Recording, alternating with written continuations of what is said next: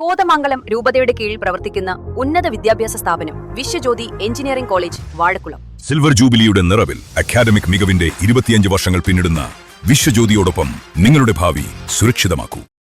പിറവംപുഴയിൽ നിന്നും പെൺകുട്ടിയുടെ മൃതദേഹവും കണ്ടെത്തി. കഴിഞ്ഞ ദിവസം മൂവാറ്റുപുഴയാറിൽ നിന്നും മരിച്ച നിലയിൽ കണ്ടെത്തിയ വിജി നാരായണൻ ദമ്പതികളുടെ മകൾ ഹന്നാമോളുടെ മൃതദേഹമാണ് എക്സൈസ് കടവിന് സമീപത്തുനിന്നും ഞായറാഴ്ച രാവിലെ 8 കണ്ടെത്തിയത്. പിറവംപുഴയിൽ നിന്നും പെൺകുട്ടിയുടെ മൃതദേഹവും കണ്ടെത്തി.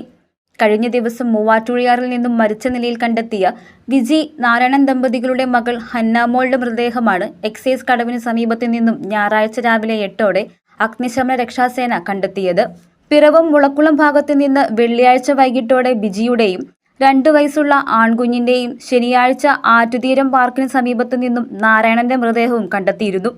ഇവർ കോതമംഗലത്തായിരുന്നു വാടകയ്ക്ക് താമസിച്ചിരുന്നത്. ബിജിമോളും മക്കളും പാർക്കിന് സമീപത്തെ കടയിലെത്തിയതിന്റെ CCTV ദൃശ്യങ്ങൾ നേരത്തെ പുറത്തു വന്നിരുന്നു. കാഴ്ചപരിമിതിയുള്ളയാളാണ് ബിജിമോൾ. കൂട്ട ആത്മഹത്യയാണെന്ന നിഗമനത്തിലാണ് police. News desk Muvattupuzha news. എന്റെ കാഴ്ചയ്ക്ക് ചില ബുദ്ധിമുട്ടുകൾ അനുഭവപ്പെടാൻ തുടങ്ങിയത് ഈയിടെയാ.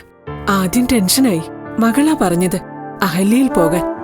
അഹല്യയ്ക്ക് 30 വർഷത്തെ പാരമ്പര്യവും വിശ്വസ്തതയുമുണ്ട്. അഹല്യയിലെ വിദഗ്ധരായ ഡോക്ടർമാരുടെ ചികിത്സ കൊണ്ട് എനിക്ക് എന്റെ കാഴ്ചശക്തി പൂർണ്ണമായും തിരിച്ചു കിട്ടി. ഇപ്പൊ എനിക്ക് ഈസിയായി വായിക്കാം.